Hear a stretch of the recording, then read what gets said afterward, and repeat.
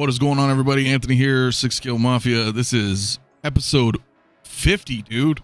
Tales of the Dark Side. I know, right? It was 50. I was like, oh man, guys. So I guess that's a milestone. That's pretty cool. So, you know, hey, why not, man? Anyway, we got a little bit of a smaller panel this evening. El Professor probably going to join us here shortly. He's running a little behind. That's okay.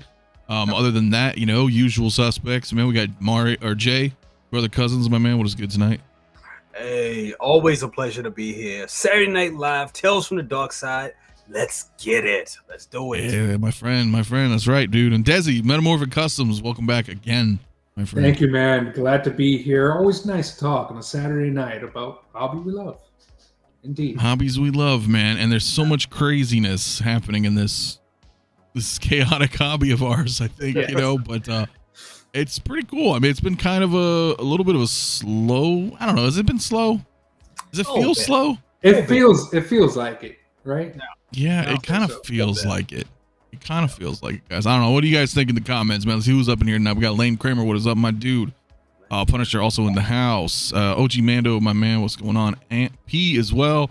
12-inch Moose Stream. Blackbird Tech, my man. Valiant Archer. S-Beam as well. Totally in the house as well. Man, what?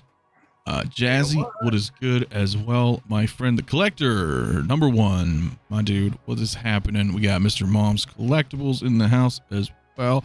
Christian Detour Collections as well. What is up, dude? Maz also, what's going on, Maz? How you doing, man? Silver Surfer Marvel Special coming. Yeah, we heard something about that, man. That's pretty cool, man. I hope so.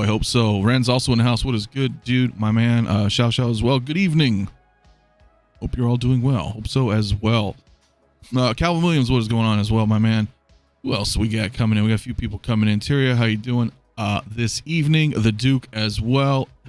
SJC360, what is also cracking, my man? And Josh Baker, Saturday nights, all right, 4 figures. Yes, indeed. And I'm sure we'll have some more pouring in here as time goes on. So we'll probably wait a little bit before we get into tonight's discussion. But hey, that's cool, man. 50th episode. I didn't even realize it was 50. That's a reason to celebrate, man. That's a nice milestone. Yeah, it's pretty cool, man. Yeah. It's not bad. So here's to the next 50. I mean, we are going to be doing something next week. That would have been kind of cool, actually, if next week's episode was the 50th. Yeah, definitely. You know what I mean? Because we do have a pretty cool special show coming next week. Yep.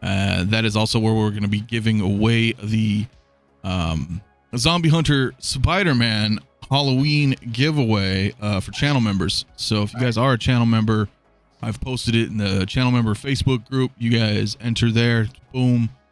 Just something to give back for Halloween. Figured why not? Zombie Spider-Man, Zombie Hunter Spider-Man, pretty cool, you know? What the hell, right? So badass, man. But other than that, man, yeah, it's been a pretty I don't know. We got the Blurrgs. I mean, do we want to talk about the Blurrgs? We could talk about the Blurrgs. Yeah, Let's I talk guess about the Blurrgs. we can talk about the Blurrg. I didn't really get much on it. The only news we had was like the Blurrgs and damn InArts. So yeah, well, we did have one other that we'll get to as well. Yes. But yes. Let's see where this bad boy is at. Interesting that it's just the Blurrg right now. Okay. I mean, I thought maybe we would get, I don't know, Quill. He's probably got to be around the corner, I'm guessing. Yeah. But I don't know, man. I don't think it's something that necessarily that I would buy as just the Blurrg, right? But Blurrg and Quill, I'm into. But I mean, what do you think, Desi? Let me start with you, man. I mean, you know, it's a Blurrg. It's kind of neat.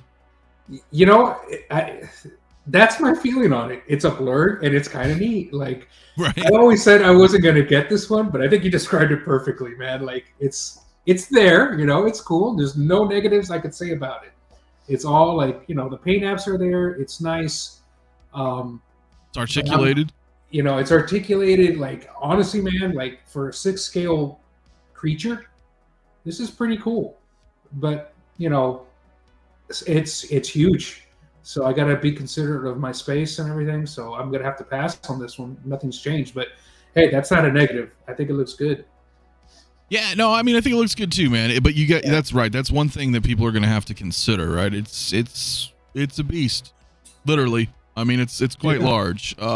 You know, so this is not for the DTOF collectors, I don't think. No, nobody. Yeah, so that's going to be pretty rough because I think it's like, I don't know, Luminaro, how are you doing tonight?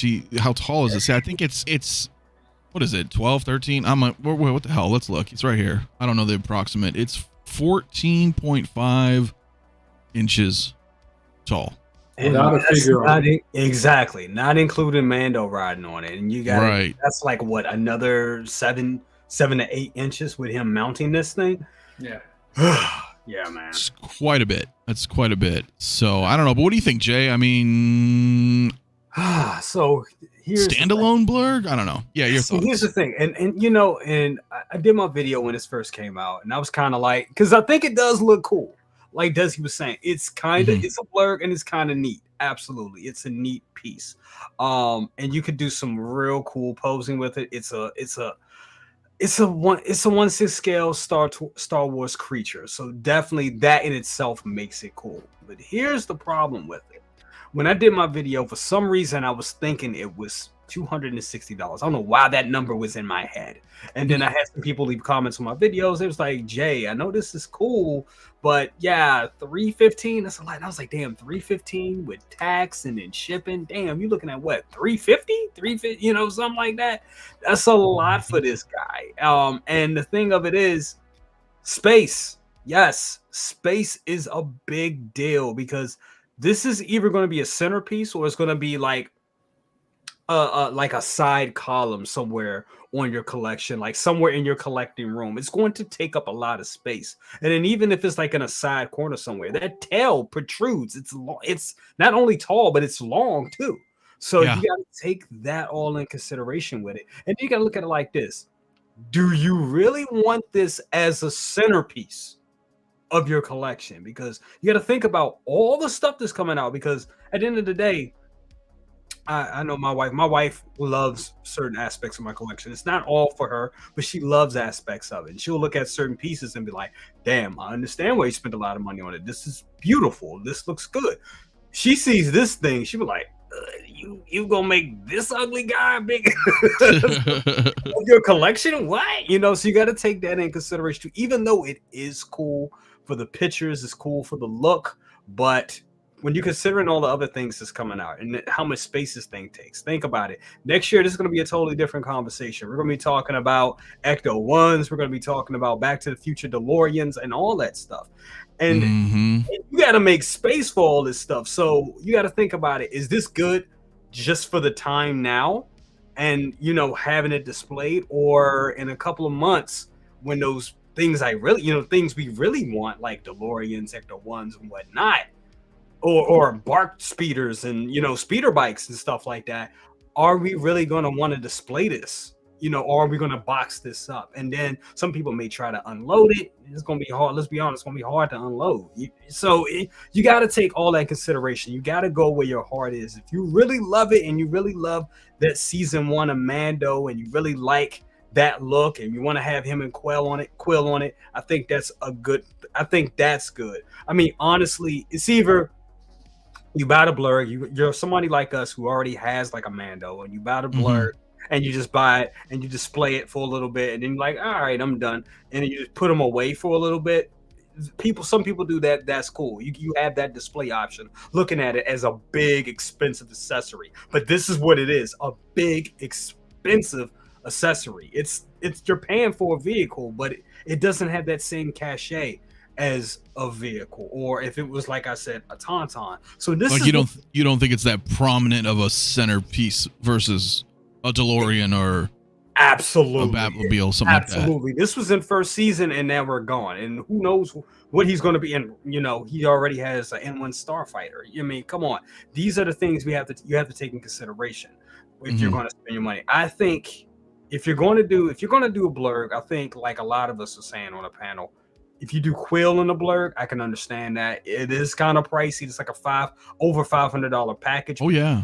But still, it's a good, you know, you can display Quill and then you can display him with the blurg a little bit, and then put it away as time goes along, as your collection grows. And you could still have that option. I know I like to do that sometimes. Sometimes I like to switch stuff out, and I'll have them displayed on the blurg and look cool, and then I'm like, okay, let me move the blurg out. I'll box the blurg up, and then I still know I have it, and I have that option of displaying it later on down the line. I don't need everything displayed at once. I'm like that. Some people want everything displayed, so it just depends on where you what direction you are. But you just got to know, and I always say this, got to know where your ass is at when you're collecting. Yeah. You don't. Oh, and look, dude, it's 24 inches, dude. It's long. That's 2 feet. That's a big space on top of my 𝗕𝗘𝗧. I have it, but I'm saving it for other things. This is one of those things where, like, I imagine being at Hot Toys or any company and, like, who pulled the trigger on this, man? Like, look, if you like this, that's awesome. I like it, right? But just from a financial standpoint, it's like Tauntaun or Blurrg. More speeders or Blurrg. You know what? Let's spend hundreds of $1,000s on a new Blurrg. Let's go with that. I'm sure that'll sell. Like, really? Okay. I mean, maybe, I don't know, man. I'm not there. It's just, But anyways, if you like it and you're getting it, I'm glad, because sometimes this one thing comes out that not a lot of people like, but you like it yourself. I know what that's like. So if you're one of those people and you're picking this up, that's awesome. Dude, seriously, like, and I say this all the time. It doesn't any kind of collecting world, like, I love all this stuff, right? If I had enough space, like a really big house, something like that, and had a lot of money, hell yeah, dude, I would, like, but it's a different perception, right? Like, I can't be like, oh yeah, dude, I would get like 3 of these and have Quill and Mando run, but then you would have to, like, that's a very large display just for itself, right? So, and of course I would do that if, again, I had the space and, I had the money for something like that, so looking at it like that, like, I gotta take a step back and look, realistically. So for me, the Blurrg is a pass. Yeah. But the Blurrg with Quill is a purchase. Yeah. So, and again, with 3 SKUs though, I think it's pretty awesome because, and I mentioned this before as well, like, there's a Blurrg for everybody. Yeah. I mean, there really is. Let's say you have 𝗕𝗓𝗏. Well, maybe you just want to buy a Blurrg. Right. Okay. No. Right. Now, I noticed when you look at the poses on this Mando, it appears that his fat suit is much slimmer. Yes, and I think they showed that on Sideshow. On Sideshow's Unsealed and Revealed, they were saying that this one is, the fat suit seems to be removed a little bit, and he's a little bit more articulated. And I believe they say appears to be a tad taller than the original release or something like that. I think I heard that. I'm not sure. Don't quote me on that, but I believe he may be a tad taller, or maybe it has something to do with how they removed the fat suit, and he's just leaner because they removed the fat suit on it. Yeah, could be that. Well, it's interesting too because I thought I saw another photo in here, maybe not. But what's interesting too is that on Sideshow they have the Mandalorian and Grogu set for coming soon, right? There's no photos. We know that it's not the Pedro sculpt one, right?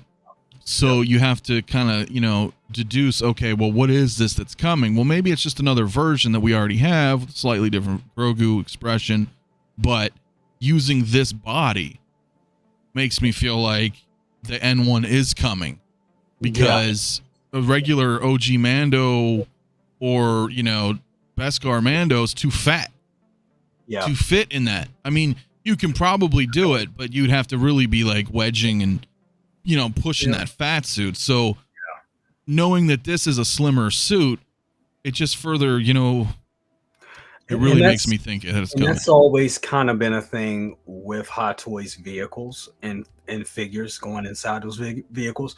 I've experienced that with the original Batman. I remember taking the 89 Batman, and putting them in the 89 Batmobile. I mean, you gotta like bend and push, and you almost kind of like scuff them up just putting them in there. They'll fit in there, but you gotta really mash them in there. And the same thing with the DeLorean, and with Marty in the DeLorean, he fits right in because they were kind of built for each other. Marty's a smaller guy, he's a smaller figure, so he fits in perfectly. But when you try to put Doc Brown, if I show you Doc Brown in there, he can't fit in. His head sticks out a little bit. You Mm-hmm. can fit him in it, but you gotta like really push him in. So the fact that they are doing, you know, they're doing a different SKU for this figure, and they are like kind of like going back and modifying those suits, those fat suits, removing them out of the figures so they can articulate and move and maneuver like actual people do when we get in the cars and stuff like that. That's a good sign that we are getting the N1 and that they're conscious of that going forward with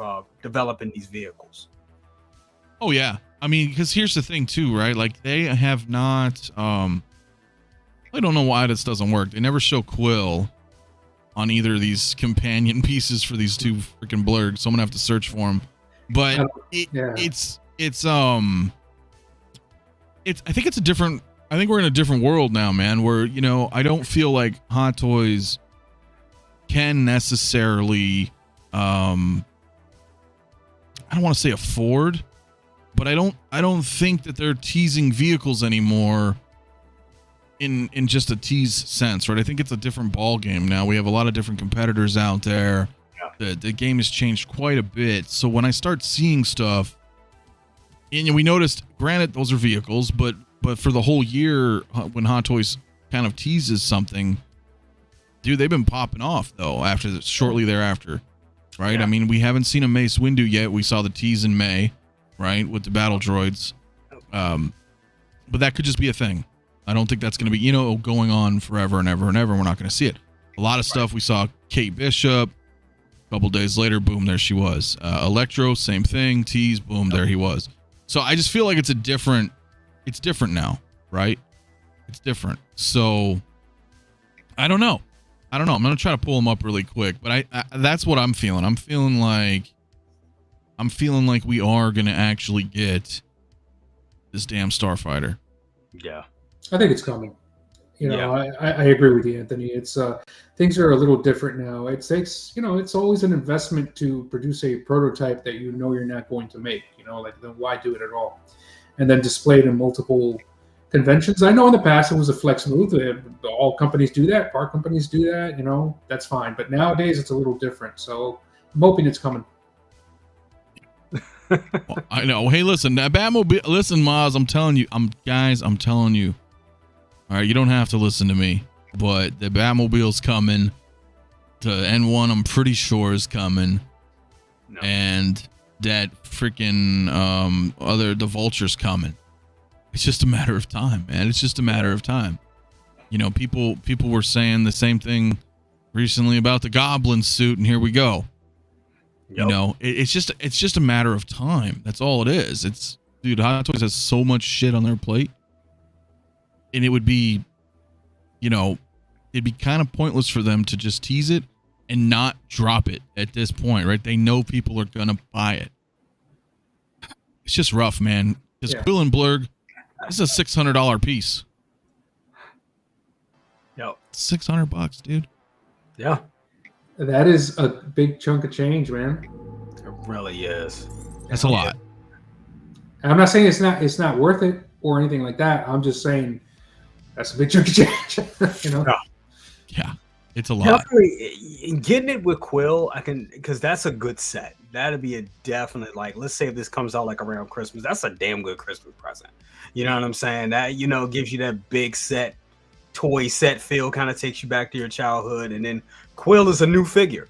You know what I'm saying? He's a small figure. He's a small guy. And I always like when they bundle like the smaller figures with bigger bases or bigger creatures. This is a 2-pack. So this is a great, I mean, honestly, it's a good 2-pack. It really is, with Quill. And for the people that are just getting into like Mando or just getting into Hot Toys, I can understand why they would want to get the Mando and Quill. I'm sorry, the Mando and Blurrg, because it's a good way to start your Mando collection, definitely.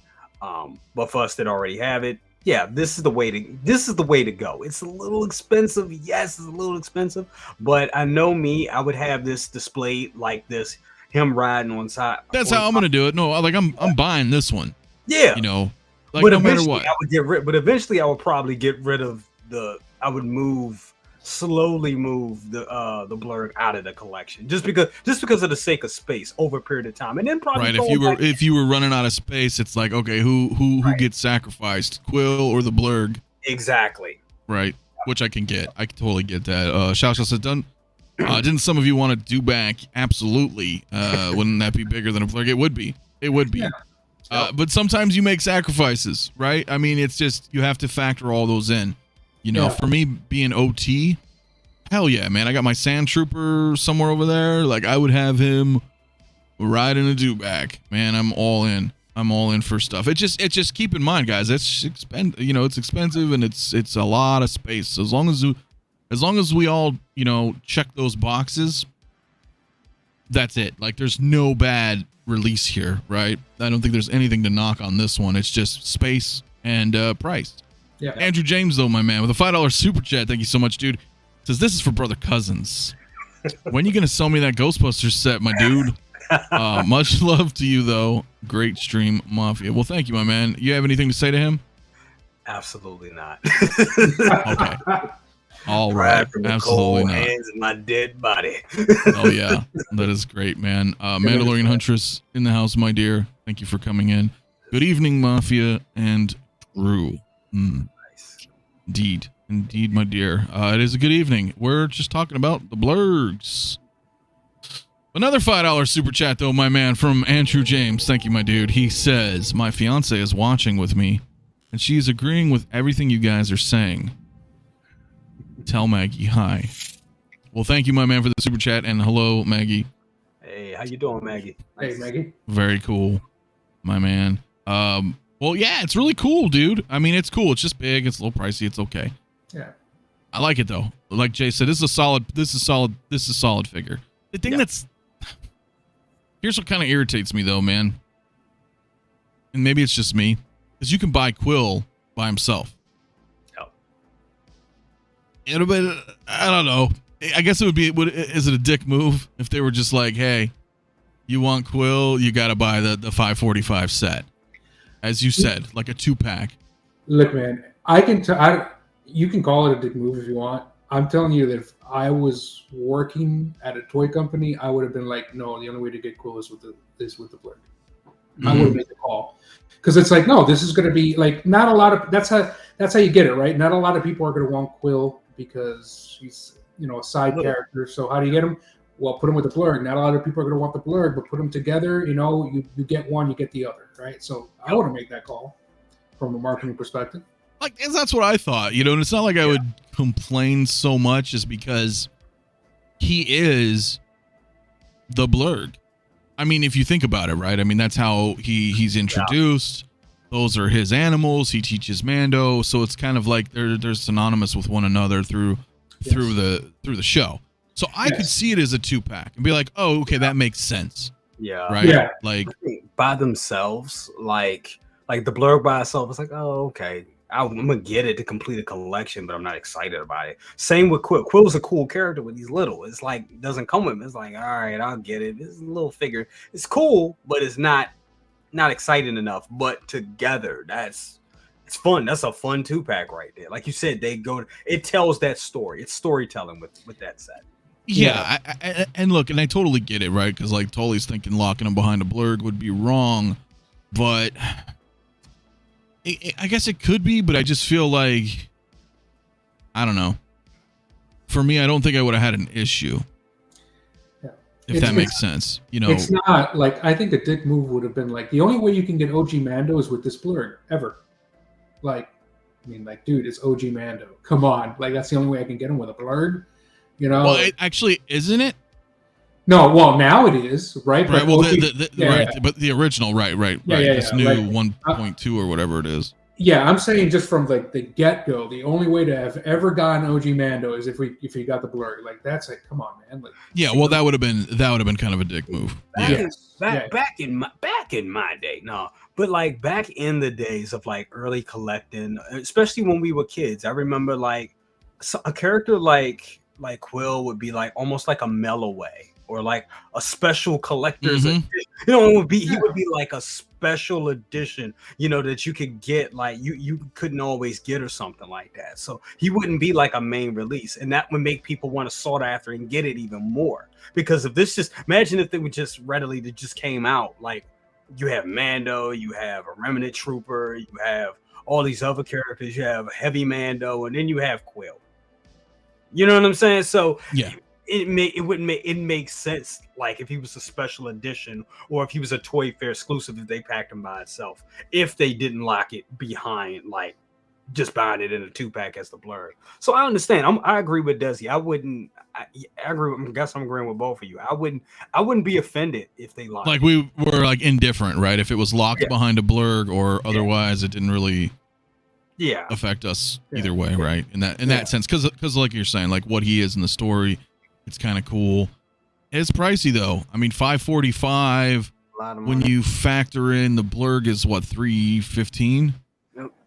Mm-hmm. So he's a $230 figure. Yeah, It's yeah, it's rough, man. Right? Let's see how he is. Let's see about he's $250 by himself. Yeah. and he comes with a pill. Yeah. Yeah. You can't ask for more, right? It comes with a pill.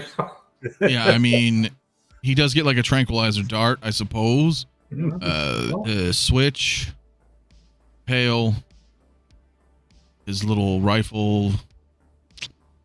Yeah, he looks really good though. Now, He does. when I go back, I can't believe we didn't even look at this shit, man. Let me see real quick, guys. If we look at the last photo again. Okay, so it's it. Those are his 4 items.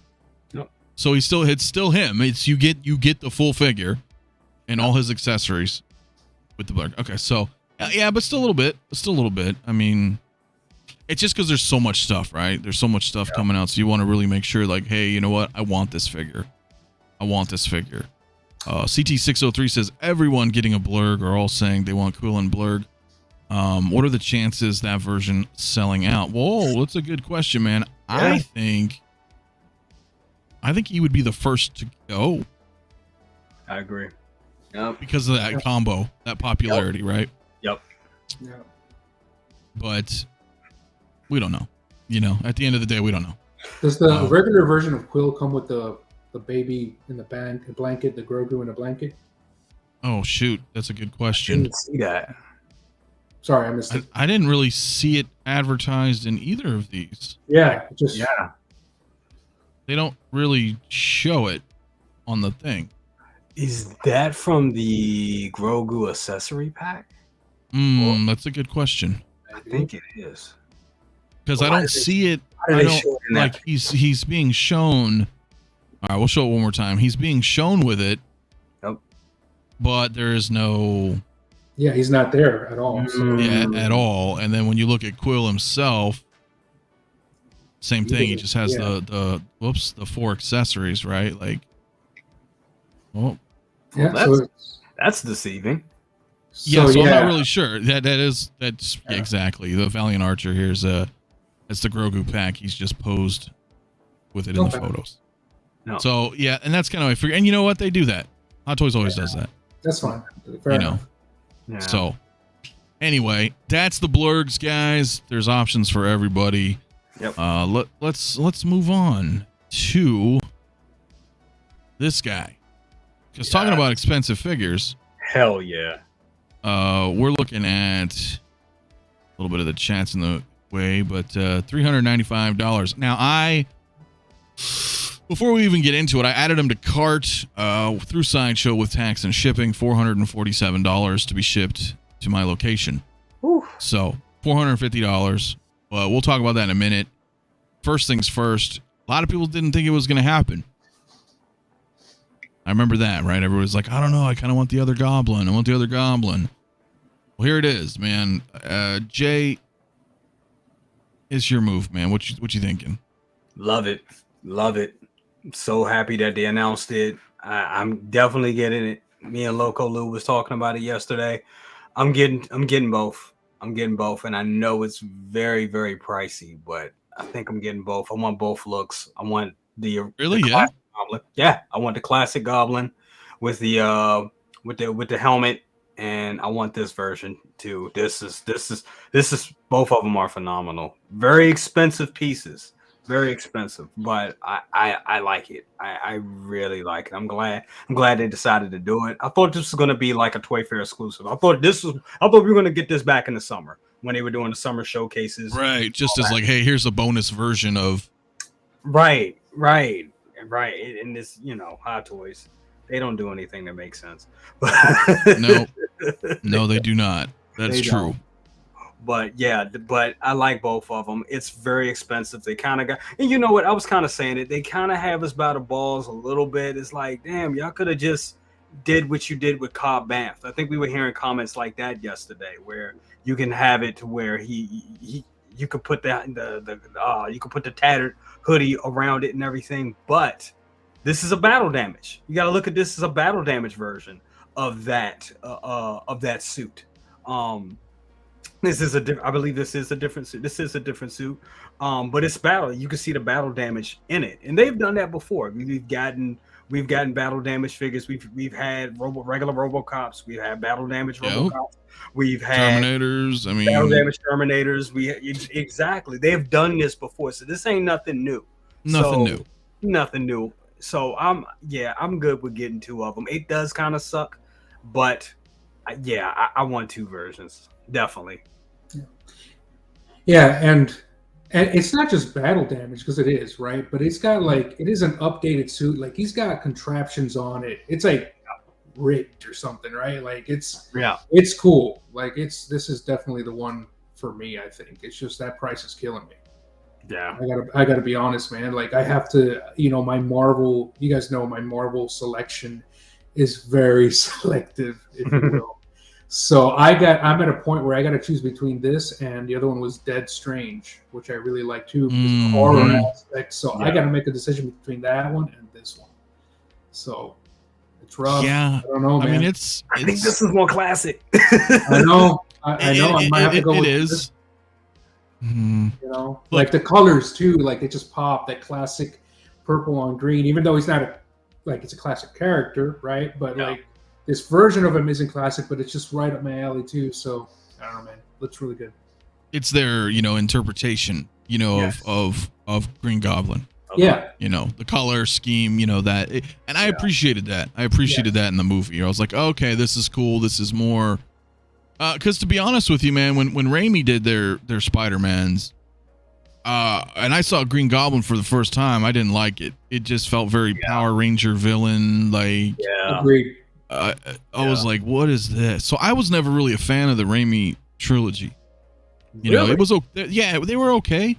Like, they kind of felt comic booky in the way that the script ran, but I did not like them, though, to be honest with you. Really? I just I can't remember the last time I watched those three movies. Probably when they came out. I've never revisited them. And not to say that they were horrible, but they weren't for me, right? So I remember having this conversation the other day, where it was like, I was talking to Nate, geeking out, and he's like, if I had to choose, right, which one? I said, well, I would choose this one, because it doesn't have the Raimi stuff. And I said, if you grew up with that, and that was like your Green Goblin, then I can see why people are so excited to get it, right? Yeah. But for me, it was like, this version really encapsulates the version that's in the movie, right? I mean, this is what we, when he first enters, sure, he's wearing the old Raimi outfit, but for the majority of the film, this is Norman Osborn. This is him. This is how he looks. So for me, I would probably go with that. Now, I agree, it's a little pricey, right? $400, $450 almost out the door. Yeah. Now, let me guys ask you this. I was talking to 𝗕𝗏𝗧 about this, man. And he's saying it is a small vehicle, though, right? It's just kind of like with Star Wars, we have small vehicles. So is that justified, right? Because he seems to think it is. And I kind of agree after having a conversation. Actually, you know what? I think he's in the chat right now, son of a bitch. Speak of the devil. A fair comparison would be Endor speeder bike set, small vehicle goblin set. Is a good person. I didn't know he was in here lurking. But that was good. That was good timing, right? So yeah, okay. So I concede to that argument, right? It is a small vehicle. Even better, because with the speeder bikes, they don't light up. You get lighting effects. It transforms, all that. So yeah, I think it justifies the price. I was actually thinking that it was going to be a little more expensive. Actually, I thought this was going to be the same price as the Friendly Neighborhood Spider-Man. Refresh my memory. Does he come with a base, a diorama base? No, he comes with a really janky basic base. Base. Yeah, like I think we can see it here. Just that standard. Yeah, that's got to change. I think that's going. Yeah, but if they did that, the shit would be a $500 figure. It would. That's what I was asking. I was just like it really would, right? Because when you look at the other Spider-Mans, you can be like, well, Spider-Man's $300 or he's $445, right? If you get the diorama, so they're gonna charge over a bill for another diorama. Well, the base hooks to his. I mean, I guess the glider hooks to his feet, and then you just hook him to that little janky base. Yeah, that sucks. I was hoping that maybe that they would give us something acrylic. Maybe that I don't know. Wishful thinking. They give us something acrylic that sits under it and it sits. That would be better than this. Yeah. I mean, how much does a piece of acrylic attached to that as a base would cost? Well, listen. Now the thing is, like, and again, having that conversation kind of swayed me to be like, okay, yeah, you know what? Okay, it is a small vehicle. It lights up. It's a small vehicle, regardless to whether or not I'm biased towards it or not. Like, because I could say Star Wars, I'll be like, well, that's a vehicle. That's a speeder. That's a vehicle, right? So obviously this is. So for 400, yeah, I think it's moderately priced. But the issue is that's not the only figure you're gonna buy. It's still 400, right? Right. Like you can justify it, and maybe it is justified. I was just saying the price is killing me, regardless of if it's justified or not. Yeah, exactly, exactly. So okay, I'm like, okay, so the price point is fair, cool. Yeah. But damn, that's still a lot of money. It's a lot of money. I don't know. Valiant Archer says, this is a must for me. I have the other on pre-order already. Might keep both. But figuring that out, Sideshow didn't charge the NRD when I ordered the first one. So no skin off my nose. That's right. If I cancel at this time. They didn't charge NRDs for those. Now, hold on. Or like Venom or Carnage. Because sometimes they may not have it anymore, but they had a little catch. I remember they had fine print when they didn't charge NRDs. So the fine print goes out the window if the product is late. But if it's not late, the fine print said that if you canceled, then they charged you 10% for canceling. Oh, wow. So they didn't charge you the 10% up front for the NRD, but you got charged it. If I remember correctly, that's what the fine print used to say, but maybe there's no fine print anymore on non-NRD, SKUs. I don't know. Right. So if you pull out, then they're going to take the money from you. Yep. Oh, that's... I think, yeah. This is Christian Detour Collections. Yeah, so there was another one. They updated it, right? I don't know where the hell it is. I could probably look it up, but they did finally say that. I think it's the same sculpt, though, but they showed it, right? It's the same sculpt. Yep. So pretty interesting either way. But here's my point, and this is where I kind of wanted to, I don't know, maybe bring things into perspective. Before I do, 120 in the chat, man. Go ahead and hit that like button, subscribe if you have not already. Link in the description below for Brother Cousins and Desi. Right at the top. Their tags are right at the top, man. Go check these guys out if you haven't already, my friends. Now, I just decided to do something silly here, and it may be a little hard to see. But I added all of the Spider-Man stuff together. Let's say we're on a No Way Home kick, right? We want the black and gold. We want the Friendly Neighborhood, Toby. We want Electro, the Battle Damage movie promo, both Green Goblins, Doc Ock, Integrated Suit, and Doctor Strange. So far, not including Andrew Garfield, because we don't technically have him available yet, right? So he's not on this list. Nope. And I have omitted the Vulture, one, because he's not really in this movie, even though he'd be a great addition to this whole Sinister Six lineup. Two, we don't really know if he's coming out. So this is just as of right now what we're seeing, bro. I added all this shit to my cart, bro. $4,023 for these 9 figures. Well, yeah, it's a lot of money. It's a lot of money, but look at it like this: you got people paying $1,000 for in-hour figures. You got people paying, you know, thousands of dollars for statues. If this is your thing, if No Way Home is your thing, which I think a lot of people it is, this was $1 billion movie. It's the price of collecting. Yep. It is. It is. And go ahead. I was gonna say it's $4,000 well spent. You know, 9 figures, right? Yeah. But, I mean, and it's fine. It's just I just kind of wanted to boom, like put it in perspective for some people, right? Because what happens is we trickle down, right? Sometimes we're like, oh, look, a new figure comes out. We get this kind of hype. Maybe we pre-order it, whatever. Maybe we wait for it, whatever. But then, you know, okay, you know, I start seeing these things. I'm like, damn, they're really going in on this line. And it's a little pricey just because you kind of want the dioramas, right? You want the extra stuff. You want the glider. You're not getting a Goblin without a glider, right? Things like that. So I looked at all the ultimate editions for all these figures. It's just the line.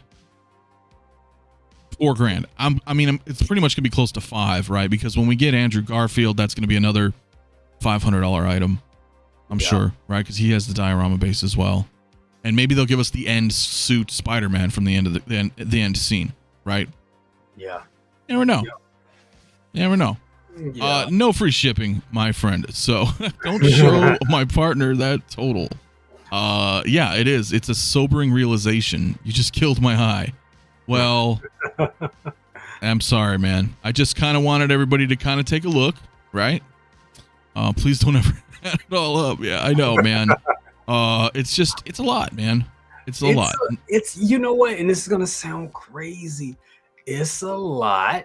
It is. It's a lot, but that's a hell of a collection. That's a hell of a collection. And if it's your thing, I don't think it's a lot. And I know that sounds terrible. Please, I don't want people like, oh my God, I'm not trying to lead us. I'm not rich. I'm not at all. Right. But I'm just saying, when you think about it in that perspective, I think that's kind of ingenious to do this. Because then that kind of narrows it down. Because if you know you're going to go in on this, on these items, on this particular SKU, on this film, and $4,000 is the number, then you got to look at it like this: do I really need to be buying? If you know I kind of like a Blurrg, should I buy a Blurrg? Really? If I kind of like it, when I know this is what I want. You know what I'm saying? So that puts it in perspective. That really, I think that's real. I think a lot of collectors should do that, especially if they want to go in hard on a line like this. They need to do it. They need to do this because that's what they like. Damn, $4,000, maybe shit. Like you said, maybe really 40, 43, 45. Really, when you add in shipping and all that, and like you said, extra pieces. So yeah, I think this is. No one's wife is listening to this stream. That's right. I'll be very quiet. It's over $4,000. Yes. All right, guys, if you want to buy all these, so just pretend that they were always there on your shelves. You got it for free. They gave it to you for free. Yeah, it was free. I don't Congratulations on winning the raffle. Yeah, and look, it's cool. It's cool. I'm just saying it's a lot, right? And I was going to add up some other stuff, but I didn't do it yet because I really wanted to check out the 2 Bark Speeders.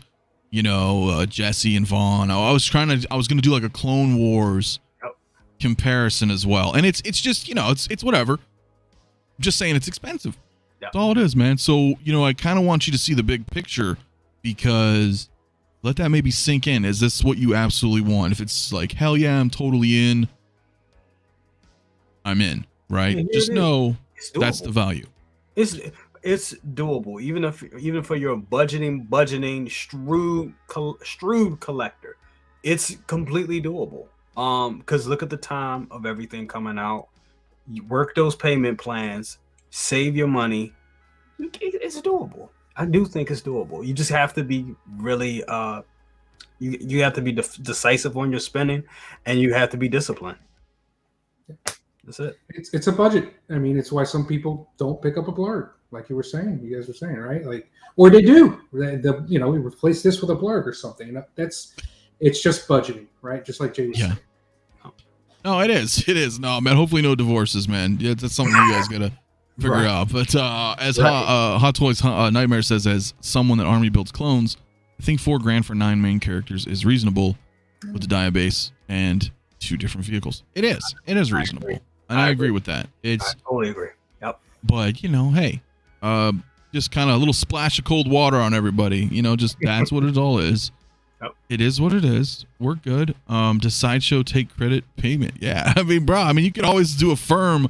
Don't listen to me, though. I am not a financial expert in that shit. So you could, but use it your own. You guys know your own financial things. But yeah, it's a lot. It's just a lot. And the reason I wanted to kind of bring that up, honestly, is because our other topic for the evening was, how things are changing with Sideshow. They're almost going back to how they used to be, right? So right now, let me paint a picture for you guys. Okay, it's October 2022. Anything that's been released this year or last year, whether or not it's in stock or now sold out, 90% of all those figures you can get under retail right now. Facts, right? You go into buy, sell, trade groups, whatever the case is. It almost feels right now. I guess is this the climate? Is that what we call it? I don't know how the hell we call this shit these days. Our current environment, right? What's going on with Hot Toys? Any figures the past 2 years, they're less than retail. Almost everywhere you look. Yeah. So it's not a seller's market. Absolutely not, right? It is 100% a buyer's market right now. Yes. Right now. But we've been feeling that for a long time. So now I know it's certainly looking this way. This is now month 2 almost, right? It started, I think, in the beginning of September. We're almost to November. So it's almost been 2 full months where we've been seeing anything that's been announced this year, not released, but announced, is hitting wait lists a year before they're even in stock. Yeah. So I feel like now we have to adapt, right? Because that's what I was looking at with this Spider-Man stuff. Yeah. I'm like, damn, well, you're going to give me this kind of, you've already trained me right now over the past year or two that if I wanted all 9 of those figures, shit, I could just wait. And they're going to be under retail, and I'll just buy them later. Save me $1,000 at least, right? Or something. Right. So, but now I don't think that's the case. Yeah, it's kind of scary. No, not necessarily. Yeah, go ahead. What do you think about that, Desi? I think for the longest time, because of the situation, because of the, like you said, the climate, whatever we're calling it, we were saying, you don't have to PO. You don't have to pre-order. You probably shouldn't, right? And we meant it. I still mean it, right? However, what that causes is, less pre-orders. Sideshow orders less. They don't fall into the dead stock problem. They learn from their mistake and make less orders. So that means that eventually pre-orders are going to sell out before figures are in. And the only way we are going to find out is by missing out on a figure or two. But, that's the way. That's the way of things, right? Like, that's the only way you're going to have to stop pre-ordering so that they don't have that stock. Then they stop. It affects you. You miss out. You're like, okay, darn it, I missed that one. It's time to start pre-ordering again, right? You don't know which ones, but we'll figure it out. We'll see how this pattern continues to develop. Well, hold on a second, because Moz has a particular reason that I skipped his pertinent question or comment. So I will take a moment and look and see what it is that you were talking about. Now, are you talking about this right here, my friend? Because I do not see all comments, but building a collection from this movie is a lot like building a collection from Infinity War or Endgame. Yeah. After a year or two, you're wanting the next thing, and this no longer holds that attention. Well, that may be the case, but it may not be the case if people really, really like that shit and they want to hold on to it. Right? I don't know for certain. But I hope that was the question you were wondering. Now, Jay, what are you thinking about that, my man? Like, you feel like we're entering this new terrain now where it's kind of like how it used to be for us, where yeah. Oh shit, I better get on it. Dude, last night I woke up in the middle of the night, kind of in a cold sweat, kind of like, oh shit, things are going waitlist like crazy, and like Kate Bishop. I wanted a Kate. I was like, oh, I'll get Kate Bishop, and then Kate Bishop went waitlist, and I was like, oh my god, I jumped on the waitlist, and luckily, it converted to like, oh yeah, you can buy the figure. Here's the option to buy the figure, and I went and bought it, gave my little NRD, and was like, I got it, and I was like, damn it, they got me by the balls again. Oh my god, this is crazy, but this is how it used to be, and that's a good thing. But then I started to think about other things that I wanted that I didn't, that may go on waitlist. As we saw, bringing up Spider-Man again, Friendly Neighborhood Spider-Man, that exclusive version with the Doc Ock tentacle, that's on waitlist. And it's like, damn, it's like, okay. Then I started thinking, I was like, wait a minute, I didn't pre-order going back to a DeLorean. I didn't pre-order the Back to the Future 2 DeLorean. I need to pre-order that because that can be waitlisted tomorrow. How many? It's a vehicle. How many did they buy? You know what I'm saying? It could be a small. That could be a small run. Not a lot of people are going to be dishing out money like that for a vehicle like that. That could be a small run. But then it's like, oh my god, the phone. Yes, like Tully said, the FOMO sweats. That's funny.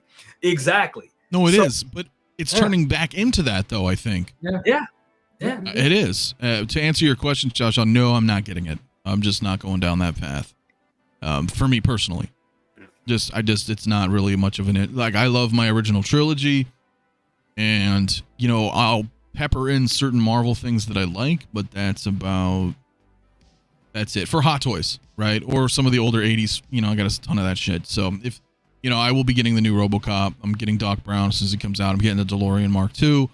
You know, but I'm not going deep into like MCU style terrain, if you know, and that's fine, you know, because we can't get everything. I don't really care that much. I can appreciate it from a distance, just as others appreciate my collection as much as they appreciate your, you know what I mean? We can just, hey, that's cool, man. It's cool that you guys have that. Yep. That's great. And I'm not getting it because it looks like shit. Far from it. I think it looks amazing. It's just not really for me. Now, I will say though, dude, yeah, it's gonna be a little. It's tricky coming forward, right? Kate Bishop, you're like, okay, you know what? You don't like Kate Bishop that much. I mean, let's be real. She's not like, oh my god, it's Kate Bishop, I have to get her. But it's more of like, oh shit, she's already like gone. I kind of wouldn't mind having her to add to the collection, right? Just as like a companion piece to it. So that's the issues that we're having, right? Yep. Okay, it's if it's something you absolutely love, it doesn't affect you, in my opinion. Well, it doesn't affect me as much if it's something I absolutely love, right? So let's say, for example, you know, Bespin Luke was it's a 2022 announcement. That was the end of April. It was like a week or so before the May 4th celebration. So now we're coming up to November. He very well could hit low stock because it is an announcement from 2022. If that happens, then I pre-order. That's right. But I don't feel pressured by it because it's something I absolutely want in my collection 100% without a doubt in my mind, right? Exactly. So that's cool. Now, if Reva or Grand Inquisitor somehow hit low stock, that's the type of shit that irritates me as a collector, because just like Kate Bishop, you'd be like, well, okay, they're kind of neat. I wouldn't mind having them, but now I feel like my hand is being forced for something that I'm not too into, but something that would just complement my collection, right? Does that make sense? Exactly. But do you guys also think that, I mean, I think this is a tactic. It definitely is a tactic. But also we got to look at it like this. Some of these things have to be laying around. Some figures have to be available because there are those anomalies. People get gift cards. People get, you know, birthdays and stuff come up. People, you know, I have, you know, family, they know I'm a collector. They're coming to me and it's like, hey, I want to get you something. I know you a figure. What figure do you want? Like you said, I'm like, I want a Kate Bishop. Can you go get me Kate Bishop? You know, so they have to have something laying around for those anomalies. They have to have something in stock. So not everything can just come and just go waitlist to waitlist to waitlist. We can't get nothing because, like you said, it'll be nice for, like you said, you're not looking to get a Reva, or you're not going to break your back to go and get it, but Right. It may come out, you may see it and be like, you know what? I think I will go get. Let me go ahead and grab that. A lot of people did that are doing that with Echo right now. I know I'm one of those people. So it's like they have to have my I guess what I'm saying is something has to be left in stock. So I don't know if they're just using this to try to whip us back into shape of. Does it though? I mean, I get what you're saying, right? Some things may be, right? Because the holidays are coming, people want to buy you something. Yeah. Well, I mean, tough shit, I guess. What's in stock? That's going to be the question, right? What's in stock that I don't already have, right? Like, Christopher right here makes up a great point. This is something for me. KX Enforcer, he's waitlisted now. And I'm like, son of a bitch, because those who know me, I had K2S. I had the whole Rogue One line. I sold it. Whatever. Not interested anymore. But I still like the K2 droids. So when this popped up, I was like, well, that's kind of cool. He's not like a specific droid, but he's a droid. And so it's another, and K2's cool. So I was like, damn, maybe I would like this. This can kind of fit just in Star Wars, right? It's a droid. It's cool. I didn't pre-order it. And I didn't jump, dude. I didn't jump when he started going low stock. Doesn't mean I don't want it, but now I'm like, damn, did I just miss this? Right? Like, is he gone? So that's where I'm looking at nowadays. Things are kind of feeling like they're going back how they used to be. CT603 says there needs to be scarcity for there to be value. Damn. I agree. And I agree with that. That sounds like that comes out of the Bible. Yeah. Well, I mean, it's pretty much scripture at this point, I'm thinking, right? I mean, like, we need to have, well, here's the thing. When you have, Toys Wonderland dropping shit for like $100, right? And devaluing products. And then you got people here, and we're all in this recession. Shit sucks. People buy into hype. They follow certain influencers. They buy figures. They get them. They're like, why the hell did I buy this figure? No. It looked cool. It sounded cool. Maybe it had good lighting in this video, and this guy reviewed it, and and now I'm like, damn, why the hell did I? You see it all the time. You see it all the time, bro, right? I mean, Ahsoka was like supposedly the bee's knees, right? Fucking week later, she's all over buy-sell trade groups. So not to say that she's a bad figure, but people, we fall on hard times, whatever. We get duped into shit. No. Right. So you get in there. So to me, I'm like, well, it's always there. So, and it's frustrating, right? And I feel bad for people who are year one or year two collectors, right? Because you're getting into this game, you think, wow, okay, Hot Toys, these are premium, these are top of the line, figures, and they hold like no value. Like, they hold no value. Yeah. Anything from like 2020 onward has not. I'm sorry, guys, it hasn't. It fucking hasn't. And I think Hot Toys and Sideshow both see that. They're like, how can we fix this, right? How can, like CT603 said, right? We need to have some kind of scarcity to hold value. All collectibles need a healthy secondary market. Absolutely. So it's, I'm not trying to, I'm just another, splash of water on you guys. So I feel bad. I don't want that. I don't fucking want that for myself even. Yeah. Right? I want to know that, hey, I bought this figure, not trying to make money off of it, but I want to know that my figure holds some value. Otherwise, that's where I think we've been going all year, right? I mean, I've told you guys many times even. I'm like, fuck pre-ordering. Mm-hmm. So, and I don't know if people have listened to me because of that, but that happened because of our climate that we're in. So it really sucks that, you buy a figure and then you're like, well, I know it's going to be cheaper than retail here in a fucking few weeks, so why would I buy it? Why would I pre-order it? And now I feel that's the repercussions. This is what we're feeling now, right? I mean, I'm sorry, go ahead. What do you think on that, Jay? I mean, I think you're right.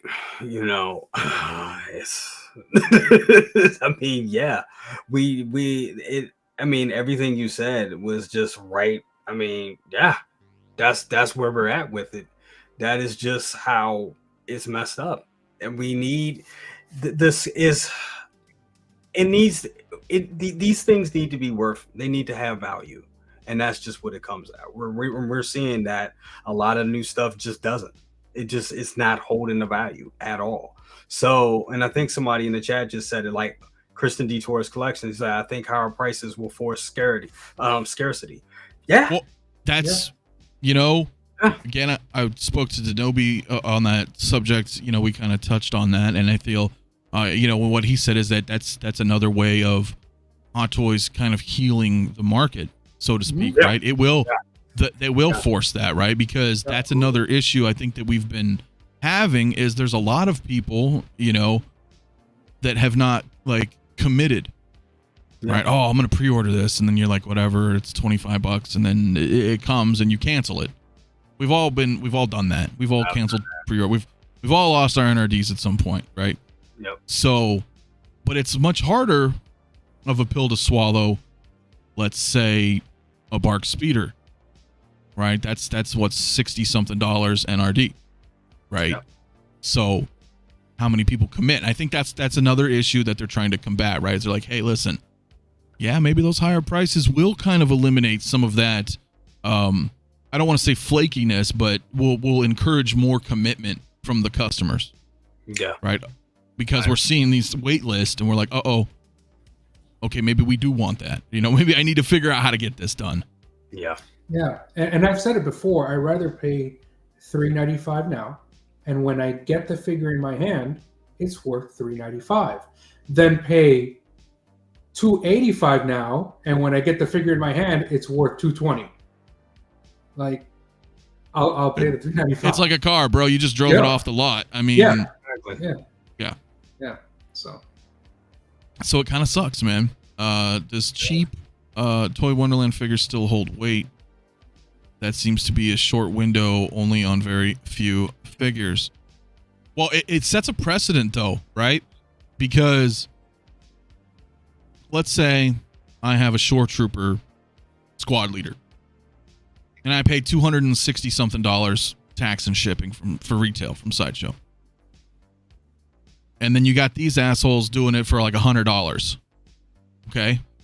Now, maybe they only do it for a week. Maybe they do it for 2 weeks. Whatever. It's been up there for a while. It was like that. Yeah. Not saying that people are necessarily going to go buy it, but the word spreads, right? So people are like, oh, man, this shit's like $100. And you're like, hey, trying to sell my Shore Trooper squad leader, you know, it's still in stock. So, okay, maybe I'll have to sell it a little cheaper to kind of, you know, reel somebody in to make it worth their while. Yep. But then everybody's like, dude, it's like $100. They may not even buy from them. They just know that it's $100. So now you're screwed, right? So that's where I feel like there's a problem. That happened to me. Sorry to cut you off, but that happened to me with the Flash, the CW Flash. I was like, you know what? I don't need it anymore. I'm out of it. I'll sell it. And look, here's the thing. I knew what was going on in the market. We're on these panels. I'm educated. I sold it for, I know it wasn't going to get what I paid for it. I think I paid for my comic store maybe like $220, and I had like discount points and all that other stuff. So, but still, those points still count as money. So it was still $200 and something regardless. You got to look at it like that. But when I got rid of it, I was like, okay, I opened it, I posed it, it was displayed. All right, I'm gonna sell it for, I think I'm selling it for like maybe like $150. Okay, taking a massive hit. It's like, that's like $100 out the door. You would be surprised. Well, you won't be surprised how many people, hey, I'll give you, put an offer on it. Hey, I didn't even have offers on it. People just sending me messages. Hey, I'll give you, would you take $100 for it? Would you take $80 for it? How about 75? I was like, I'm not selling you this. I'm like, come on, it's already marked down. But because they saw it on T-Dubs, for 1 week or 2 weeks for about, $100 or such at the time, they knew it was blood in the water. And they were like, hey, I heard it was this. I want to get it like that. I can go to this group. I'm like, well, go to that group. And the thing is with me, I was like, look, I don't have to sell this to you. I don't need the money that bad. But imagine if I did. You know what I'm saying? And that's what sucks. Well, I mean, that's why people sell, right? It's they either need the money back or they would like some money, or as I mentioned earlier in the stream, that maybe they're like, I guess I bought into the hype. Exactly. Either way, you don't want to take a hit. Nobody wants to take a hit, bro. Yeah. I take your pick behind me, bro. This all is double retail. So, but moving forward, it hasn't been, and that's discouraging. So I feel like that's where they're trying to go, right? Yeah. Hot Toys and Sideshow are like, hey, listen, we don't want you guys feeling like your collection doesn't have any value either, and we want your business. We want you to buy from us. That's why there's made up holiday events like, you know, Bestember, and like all year Sideshow's been, you know, event after event after event, and then here you get a coupon, they're on boxes, they're on giveaways, there's sales every week, probably till the end of the year, most likely moving forward into 2023. So why is that? Oh, well, because they want your business. Well, don't you always buy from them? No. And they see what I'm saying, they know that. So it's really interesting, like what's happening right now and where we're moving forward, I think. Pop Culture has good deals too. They absolutely do. I bought my Dusty Deadpool from them a few weeks ago. So good deals, man. Good deals. So I don't know, man. It's interesting going forward, and that's kind of what I wanted to bring up, you know, tonight with moving into 2023. I know we're not quite there yet, but a couple months away, guys, you know, so it's like we're seeing this new trend affect us. And I wonder how it's making everybody else collect, you know, who collects, how do they feel? You know, do you feel that, you know, there's now a sense of urgency, right? To get these new releases, you know, anything announced in 2022, right? Do you guys feel there's a sense of urgency? Let me know in the comments. And, you know, do you feel it? Do you guys see what I'm talking about? Where you kind of feel a little discouraged sometimes with buying retail nowadays because of that. And is this actually happening, right? Because that's what I'm looking at. I think I'm reading between the lines. I think Desi, I think Jay, you agree with me on this. Yeah. They are changing it up for the better. Yes. Yep. I agree. Totally agree. And it just fits in. Like, that's why prices are going up too. If they're making smaller orders, they got to absorb some of that tooling costs across, you know, across all the pieces they do produce. That means the individual unit prices will be higher. It makes sense. Jay, what do you think? I totally agree. Absolutely. They have to make these things the value. They have to bring the value back. And I think that's what they're doing with this. It's the only thing I can surmise from this whole thing, right? Because they want to be able to make their money, man. They may. I put a poll in the chat right now, guys, if you guys want to check it out, man. I'm just asking, curious, do you feel that figures from 2020 onward hold their value? Very interested to know. 140 people in the chat. Please go ahead and hit that like or dislike if you don't like it. Subscribe to my buddies here tonight. Mario may or may not be joining us this evening. I'm still kind of waiting to hear from him. But otherwise, I'm really curious, you know, because I love our collection. I love buying the figures. It's awesome. Just sometimes you're like, damn, I'm gonna wait. Because I know I'm gonna get this cheaper, you know. And now with them doing it right, because it's expensive. Fucking 500, you know, it's expensive. So when you don't just buy one figure, right? So that's kind of how I feel, you know. If they're going to be dropping stuff like this now where we're seeing new figures a year out hitting wait list, that's a good thing. That's a good thing. Yeah. Yeah. And single songwriter in the chat, he kind of read my mind. It's like the only thing with 2020 figures right now is that no, they're not holding their value. But in 5 years they will. They'll at least go back to retail once everything's sold out. I'll agree with that, right? In 2027 or something, it's going to be a different story. That's the thing. Everybody is used to, you know, we talk about grails and you hear, and you know, that word gets thrown around. Good morning, Grails Tuesdays. Anyway, but I'm just saying, it gets thrown around a lot, but it takes time for these figures to become grails. Like, yeah, Lando ain't a grail right now, is readily available, but that's now. Talk to me in 5 years. Let's see what happens. Same thing with Snow Speeder Luke. Talk to me in 5-6 years. Oh yeah, major growth. Oh yeah, major. Those, yeah, for sure. And the problem is you know, and here's the thing. But and before I get to it, 𝗕𝗓𝗦𝗛, my dude, celebrating 3 months of channel membership. This is Anthony 1/6 scale. Repulsal pod. I am getting it made. Well, that would be cool, my man. You know, no, it's cool, man. I think. Well, listen, like, what I think happens. I totally lost my damn train of thought of where I was going with that one. With the chat, man. You were saying, Jay, I had something to counter. The grails, 5 years. Here we go. That's what it was. I'm sorry, guys. I'm old. So the problem is we got a lot of people out there on YouTube, wherever, saying, okay, every figure that comes out is going to be like a grail, right? Right. Now, I don't listen to everybody. right? Because a lot of it's just all bullshit. It's speculation. It's entertainment. We know this. None of us are experts. We don't have any inside information with Hot Toys. However, there's some validity to those statements, but only like years from now, right? That's kind of usually how I look at it. Now you can look at that headline and, you know, that thumbnail and it's like Grail or whatever, and you get that hype, but that's not, maybe not the actual intention, right? It's like, let's look to the future, right? You're absolutely right. Lando, Bespin, Luke, those, they will be. Okay, look, Leia and Wicket 2-pack, right? Or individually are not that old. They're not that old. I got them from Sideshow like a year and a half, 2 years ago. They're not that old. Yeah. Right? I mine last year. Yeah. They hold their value. Yeah. Right? So it's just now one argument could be said that it's the original trilogy, so they're all like beloved characters and value this and all this, right? But I'm just saying, when time moves forward, as long as they don't be 2.0 and reissuing everything, which they usually don't, it's about 5%, you know, things will kind of go up. But right now, no. And I think that has a lot of factors too, like we said, with the undercutting of prices, with this crazy recession that we're in. You know, everything in the world is going up in price except people's paychecks. So, you know, that's a thing. That's a thing in all our communities. I know, you know, Lane Kramer mentioned earlier, a couple other people, Mandalorian Huntress told me as well, you know, even like statue collector communities, you know, are getting hit. A lot of things are, right? It's the whole world, man. So we can't look at it like this is going to be an all the time situation.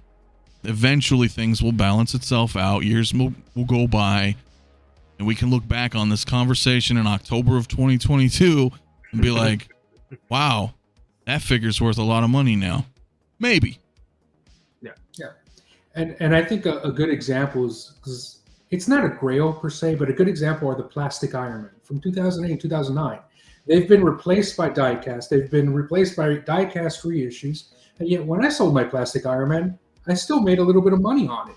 Only because like it was so cheap back then that now even those figures are seen as, wow, like it's still old, but it's still like worth something. It's so much cheaper than a brand new diecast Iron Man. So the same thing can be said 5 years from now for Mark 85, right? You'll probably be able to get retail from them. You know, it's not going to be a grail, but it's going to retain its value. Probably. Yeah. Well, and that was what we were used to at the very minimum, right? At the minimum, we could get retail back. Yeah. Maybe $5 or $10 under, worst case scenario. Yeah. Close enough. You know, close enough, right? But then when you get hit with, I don't know, I'm trying to think of a figure lately. Well, Ahsoka's selling for like 200 in BST groups, right? The Clone Wars Ahsoka. How much was she when she came out? We'd have to look, but certainly more than 200. Yeah. And then tax and shipping, right? So you're already losing $60, $70. Yep. That wasn't the case before, right? So it's hard. It's, you know. So I would suggest moving forward, really make sure what, like, you really want that figure, right? You do really want that. So is Kate Bishop something you really want, right? Yeah. I'm just using her as an example because you mentioned her earlier, right? Yeah. You know, things like that, you know. Now, again, this is technically a 2022 release or announcement. Yeah. So I think anything that we've seen so far this year has been hitting that wait list, right? Exactly. But prior to that, I'm just trying to think of what, dude, even heavy infantry Mando, bro. Mm-hmm. Yeah. He's like 240. I mean, you know, and that's crazy because he was one of those oddities, which we're now seeing as a commonplace. But he was an oddity for us. Yes. We were like, holy shit, he went waitlist. He wasn't even in stock yet. Can you believe that? Like, that never happens, at least at that time. And Heavy Mando held something for a while. That was also like I think that was like the top hype of Mando. And it was like all the new collectors that came into 2020. That was the 2020 and the 2021. Everybody ate it up, and that's what that's why that flew like that. And it was an anomaly. Like now they know another one is around the corner. So soon as that other one, I mean, it hasn't been announced yet, but we seen it. So people know it's another one around the corner. So I drop. Well, SJC360 is wondering for the panel, how many 2023 figures do you have on pre-order? Well, for me currently, Jesus. something that comes out in 2023, I don't have anything. I mean, that's not to say I'm not going to buy anything, right? Again, okay, so Bespin Luke 2.0 has a 2023 release date. If that son of a bitch hits blue screen, I'm buying them this year. I'm pre-ordering it, right? Yeah. But I will be buying that for next year. I just don't have anything on pre-order yet, right? Because nothing so far. Again, you know, the KX Enforcer that almost got me. You know, I was like, maybe I should pre-order it because that's something I do want, right? But all the other stuff like Peacemaker and the Bat Signal and all that, like I'm not really interested in it, so it hasn't, it hasn't affected me. So like others, right? So it's mostly the Star Wars stuff. So I don't know yet. For me, nothing pre-ordered yet. If it's something I want and it happens to hit that blue screen, I will pre-order it. Desi, it looked like you said 0. Yeah, 0 right now. I'm the same, ditto to what you just said, Anthony. Like Bespin Luke, I'm in the same boat. Like if there's a blue screen, I'm pre-ordering, right? But until that time, I'm good. And if I miss them, all right. Well, before I get to Jay, I just want to address Mandalorian Huntress. Yes, I do have the exclusive armored Deadpool. That is a 2023, I suppose. But I think the issue with that one was it was just kind of, I got hit with that waitlist. That's what I told you. I got a waitlist conversion. So I was like, you know what? Yeah, I'll grab it. I might as well get it with my other Deadpools. But for the most part, right? For the most part, I have not been messing with it. But go ahead, Jay. Yeah, I think for me, those Spider-Man figures. Yeah, I got those pre-ordered. So you're doing this. Oh yeah, I'm going in. You're doing the $4,000 extravaganza. I'm not getting Doctor Strange, but I'm not getting Doctor Strange. The integrated suit, I'm maybe skipping on that one. But everything else, integrated suit, black and gold, definitely. Actually, no. So integrated suit, yes, I'm getting integrated suit. Doctor Strange, I'm not getting, and black and gold suit, I'm not getting. But everything else, yeah, I'm in on that. I'm definitely okay. Yeah. For those of you who are just joining, here is a nice layout here, over $4,000 for the Spider-Man No Way Home run, minus Toby or Andrew Garfield and minus anything else that may be coming. However, Big Bretta, my man, 2023 will be one of the worst / amazing years for collectors. Yes. He's right. Remember, we have the DeLorean, we have the Ecto-1, we have Back to the Future 2 figures, Star Wars, etc. Lots and lots of canceled pre-orders. You'll see. Yeah. You're right, brother. You're absolutely right, man. I messaged you earlier, my man. Hope you're doing well, man. I know it's early for you, man. A lot of people want to tap out next year, honestly. Possibly. It's already started. No. Yeah. I would say there are some, and that's okay. I don't want people to bail out. It's just, but I think you should be cautious moving forward. Do you really want everything, right? Yes. Or of that particular, IP or whatever. Yeah. It's tough, man. It's tough. Heavy clone on the speeder got me. I'm telling you, bro, right? That Bark speeder kit. And I know everybody who's in the clones, they're like, oh, fuck no, I ain't missing that shit, right? Like, so I'm sure a lot of people did, pre-order that. Actually, let me look at the poll, man. This is, how many people we got? We got 55 votes, guys, in the chat for the poll. 150 in here right now. Go ahead and vote on that poll for me if you're so inclined, man. I'd like to see at least 100 votes on this poll before I end it, man. Do you feel that 2020 plus forward figures hold their value? We're at 56 votes right now in the chat, man. Check it out. People are tapping out now. Clone Collector says, yeah, it happens. Yeah, it absolutely does, man. So it is, though. Blurred Dad, my man. Exactly, dude. Time for me to collect conservatively. Yeah. It's absolutely true. Yeah. Absolutely. I mean, that's the best way to collect. You cannot, listen, you can't have it all. You can't. You really can't. You never will. So you got to go where I always say, go where your heart is. Spider-Man is your heart, go with it. If the 80s and nostalgia is your heart, go with it. Go with that. Yeah.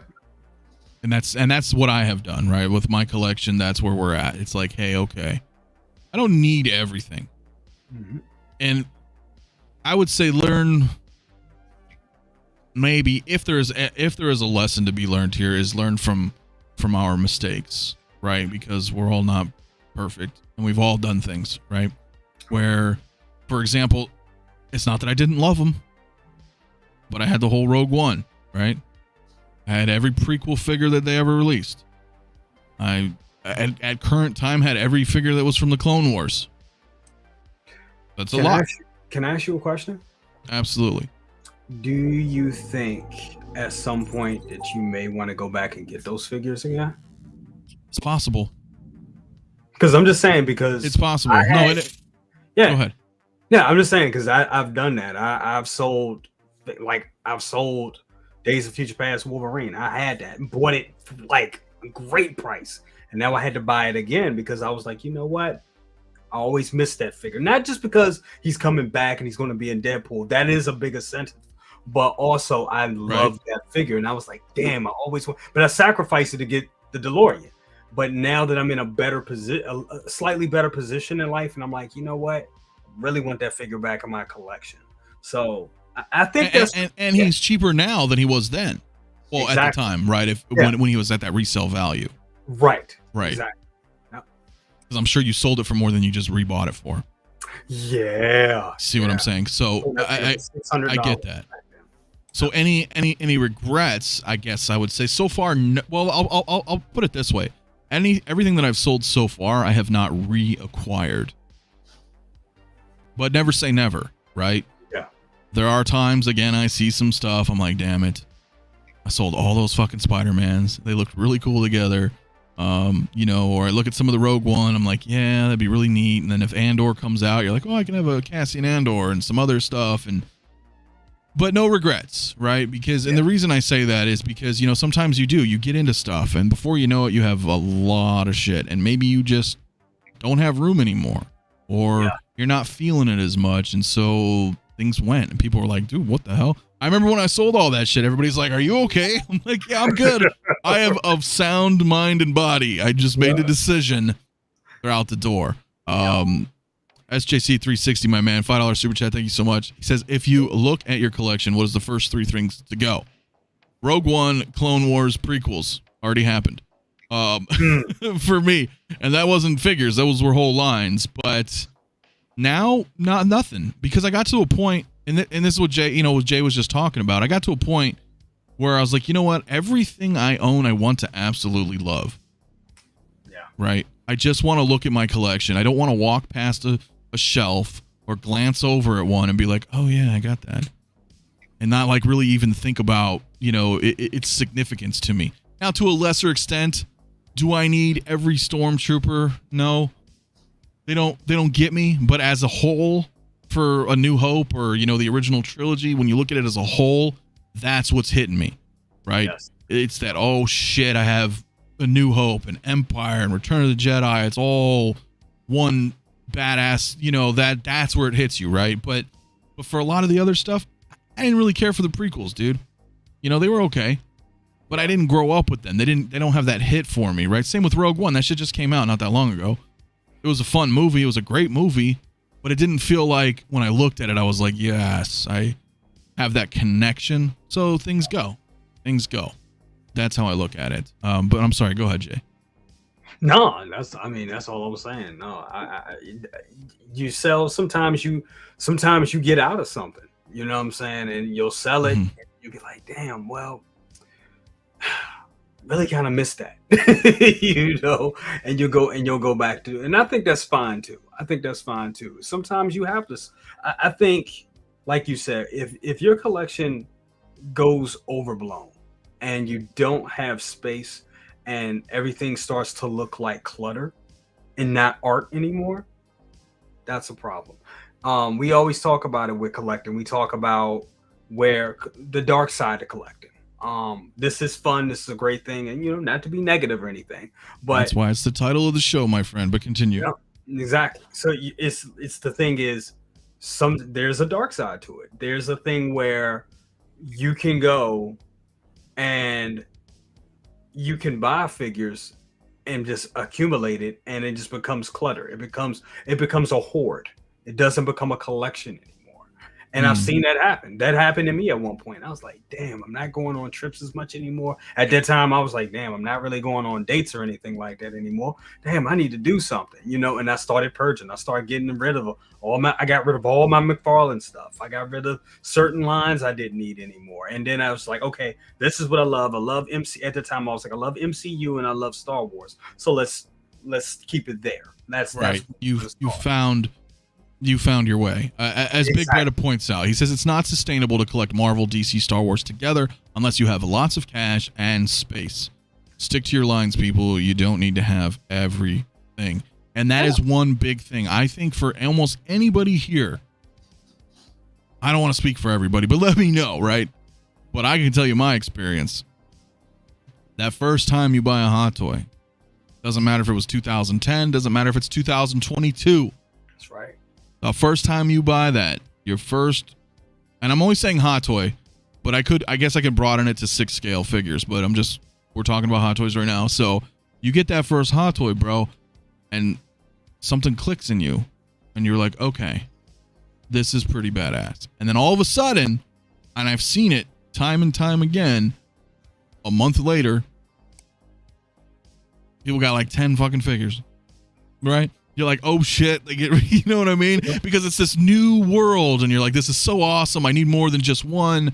And before you know it, that's what you're saying, right? Not to say that they didn't like the figures at the time or they weren't excited at the time to get it, but you sometimes you got to take a step back. You learn from your mistakes or you learn from other people's mistakes.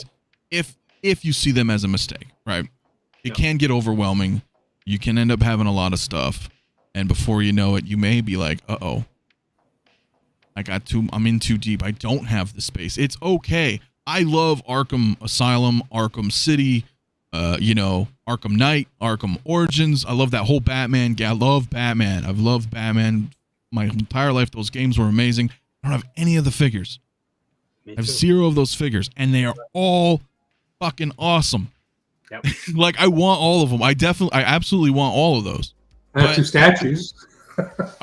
See, well, there you go. At least but that's my thing, right? I was like, God damn it, like, and I didn't do it, and it's just because, and it's not that I couldn't have. I just didn't want to. I had to be like, no, you know what? I got so many Star Wars.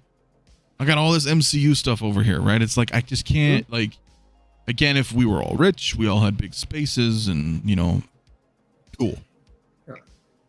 And it's just about curating, right? You can't collect because then it becomes like this hoarding thing. It's about curating, and this connects back to what we were saying before about the value of your toy, because in order to curate, you're curating because you want to keep getting new stuff. You don't have all the space, and then that means getting rid of some of the older stuff, and you're hoping that it at least maintains close to its retail value so that you can keep funding your new hobby going forward.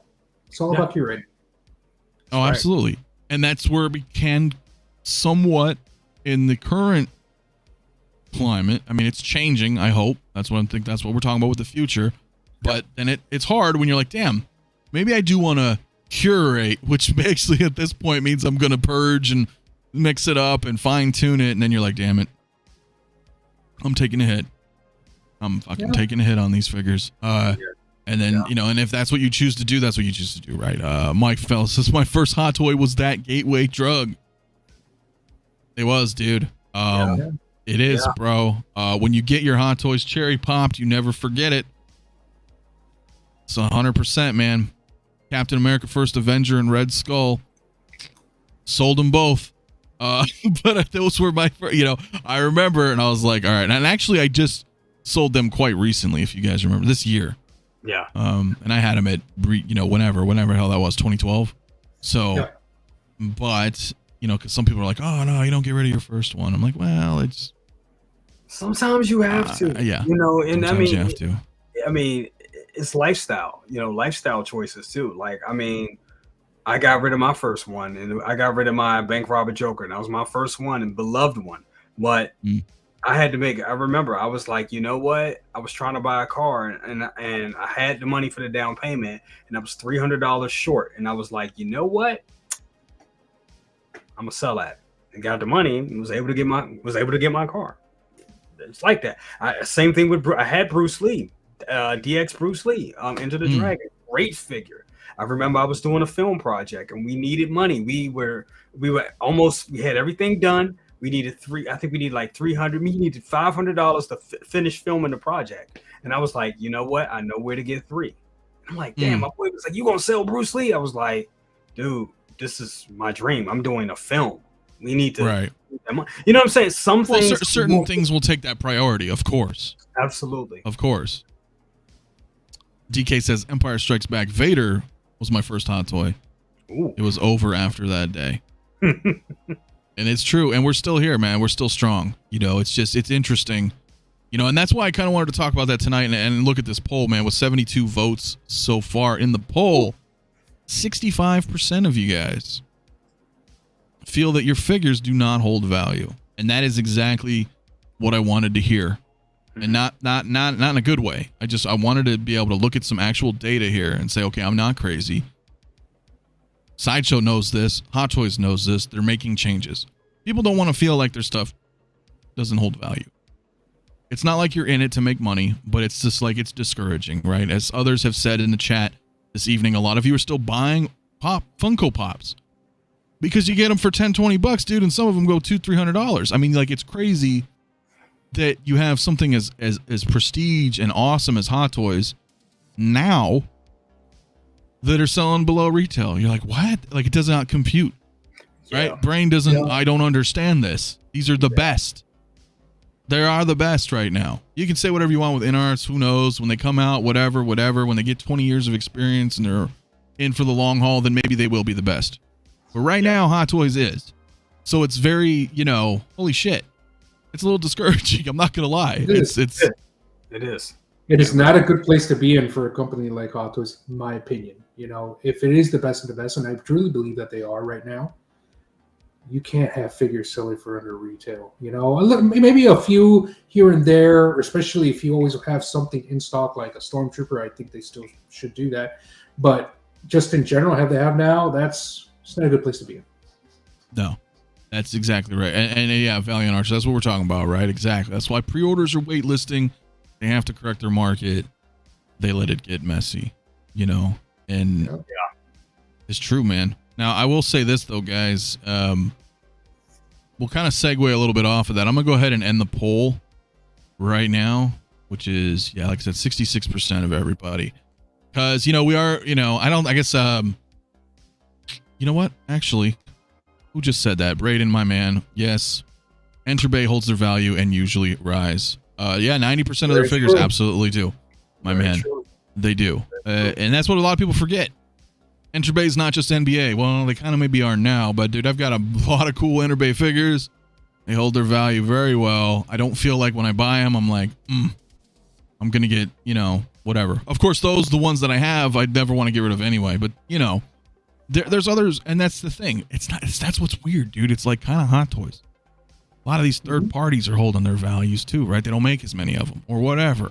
Right. Even 3.0, some of the 3.0 stuff that sells out, that whole, so it's weird that out of this pyramid and Hot Toys being on the top, they have the least value right now. I know they want to fix that. So now I know we talked a little. I'm sorry. Go ahead, Jay. I think they will. I think they will. They definitely will fix that. It's just, we know that there's a company that, that's undervaluing those figures. And I think that over a period of time, it's going to get rectified and fixed. It's a loophole at best. It's definitely a loophole. And that loophole at some point will be fixed and be rectified. And I think that's going to help out a lot. I think what Sideshow is doing with the lower batches, if that's what it is, I think it's all going to help us moving forward into the future. Because like Desi was saying, they do not want their product to be worthless. They don't. And no, absolutely. No company does. No company does. And the fact that it's quite a few things when you think about it. It's the fact that there is a company that's underselling. That's a big part of it, and I think we all know that. It's the fact that the volume of Disney and Disney properties, and Disney putting that knife in Hot Toys back, like produce, and you're getting all these figures out there. I think that's a problem too. And then the large batches of the quantity. That's why you saw Infinity War figures sit for as long as they did. Well, still sitting. And in game, it's all mass produced. If you look at a lot of DC stuff right now, DC is throwing that Grail word around. DC, or I mean, if you look at a lot of those figures, they're becoming sought after figures. And why is that? Not many. It's not that many. Scarcity, right? There you go. They treat DC as like so in the back of their mind, far down the road in another building. They don't even, so when we get a DC release, we're like, wow, we're getting a DC figure. So they all hold their value, right? They all hold their value. It's crazy. It's exactly that. So, and as others had mentioned in the chat, and we've talked about it before as well this week, with InArt coming through, who knows, right? And I did want to actually bring this up really quick, guys, for just a short moment, before we wrap this evening, is that, when I spoke to John from InArts, Queen Studios, myself, I said, hey, John, there's a lot of confusion going on here with the event. What is this, what is everything? So I just wanted to, if you guys don't already know, in the Facebook group, 6Scale Mafia, you guys can join. Link should be below, or just search 6Scale Mafia on Facebook, man. That's where I posted the information where we all hang out and bullshit. But he let me know. He's like, the Joker is already final product, okay? He said because of the paper and the inner packaging's not been fully approved yet for copyright, that's why it looked as like a photo or a prototype in the captions, right, for that video. Formalities can't be announced yet for the final, but it is official. So that one we know. The Joker's final product. They're just waiting on some approval, but it's final. And they said Gandalf is a production model made by the factory according to their samples. So it's the sample is a standard for mass production. It's a pre-pro. Right, but it's still under licensing review, so it can also only be labeled as a prototype. What that sounds like to me, Desi, is that is final. It is a production model made for mass production. That's pre-pro. Yeah, that's fine. Pre-pro is made on the assembly line, just like you run the assembly line to make enough, like 10, 20, 100, whatever you need to get your licensing and approvals for advertisement, but it is run through the assembly line. Now, when you get the licensure approval, finally, you switch on the switch, assembly line continues. Yep, and then there we go. Yeah, so typically, there was that. And then he said the Batman and Pennywise are samples, which are labeled as prototypes. And that was very cut and dry. There's just one simple sentence. The Batman and Pennywise, that's it right now. They're samples. So that means close, but some adjustments will be made. Exactly. Because it was confusing. A lot of people didn't know. They're like, well, what is this? Is this, because that Bruce Wayne didn't look that great. Okay? Be honest with you. So it's not ready.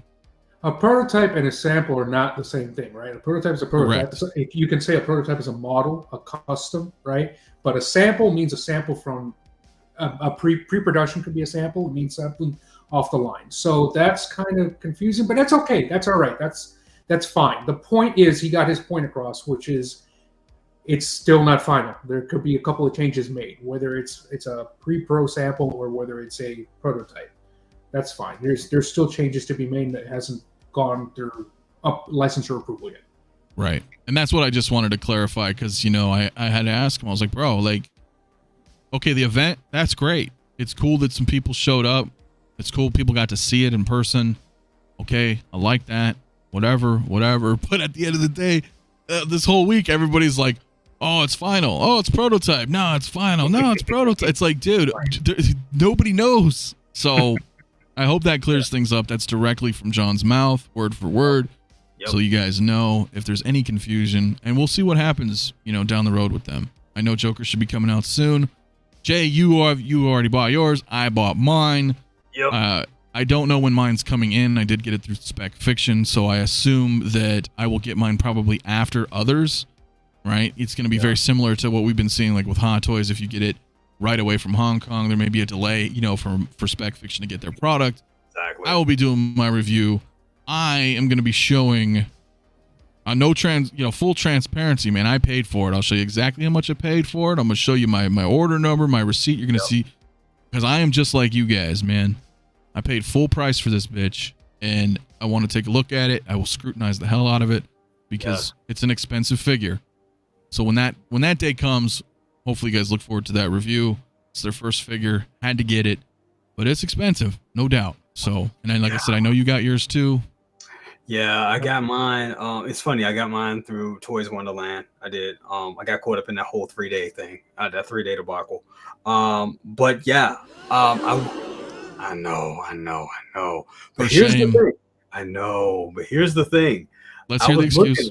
I was looking at it the other day. I was looking at the payment, and I was like, damn. I was like, I thought I had this thing paid off, and I looked at it. I was like, damn, I owe $400 still. I was like, shit, I gotta go pay this thing off. So yeah, I'm actually running to go and pay. I'm actually going to pay it off in full tomorrow because I want to get it as soon as I can. But then I'm not looking forward to the shipping. Yeah, let me ask you that real quick, man, because I want to know this, right? So you got, just because we're all we try, you know, myself, brother, cousins, Desi, full transparency, man. We don't bullshit you guys. Hell no. You got that deal because they dropped it. They severely undercut the price. It was $700. Yes. Within the instant. They were the first one to put it up. Of course, InArts put out that statement saying, hey, what the hell you doing? You're devaluing our product, but whatever. $700, you're like, fuck it, I'm doing it. Okay. You owe $400. Now, do you feel, because I feel like when that Joker's ready to ship to you, they're going to charge you like $500 in shipping because they're going to offset the $300 that they screwed everybody off of. And then they're going to charge another couple $100, you know, shipping, whatever. Let's say that happens. You get an invoice for $500-600 after you pay off the $400 that you already do. What do you do? Me personally, I mean, I'll send emails and talk about it. But me personally, I'm expecting that because I did underpay when it first was announced. So I know they're going to try to do something to offset that cost. That would make sense. It sucks. I'm not going to sit up here and lie. It sucks, but I'm expecting it. So I'll pay it. I'll pay to play. That's me personally how I'm going to do it because with me, it's about more of getting it. I wanted to review it, want to scrutinize it, but I understand if I got it. I'm not one of these people that, oh, I need to get it for the best price, but of course I want it for the best price. But if I get it and I know other people are paying more for it and they're going to hit me with they're going to do something to offset that cost, I already expect it. Because I know it's like I'm dealing with the devil. I know, you know what I'm saying? So it's kind of like, that's where it is. That's where I'm at with it. Well, I get that. I mean, you know, because you'd already committed to it and it's just, you know, at that point in time. Yeah. Do you regret though waiting or not waiting? I mean, I would have got it from SpecFiction. That was my plan, honestly. Because Spec looked like the best place to get it from. Because I had already was at that time I had put money up for the not the DeLorean, but for the Ecto-1. Afterlife. Yeah, the Afterlife Ecto-1. So I was already looking to, you know, get that piece from Spec. But like I said, at that time, it was the 3 days, you know, we're thinking about the 3 days. And John actually clarified. He clarified that too in the I wish it was clarified at that time. Yeah. I know, right? Yeah, which he did say, it was a 3-day window to their official Chinese distributors. Exactly. Now, if those guys buy 6,000 units, they can sell them beyond the 3-day window. And I said, John, you know, that didn't make any fucking sense because the community did not see it that way. Right. Myself included, you included.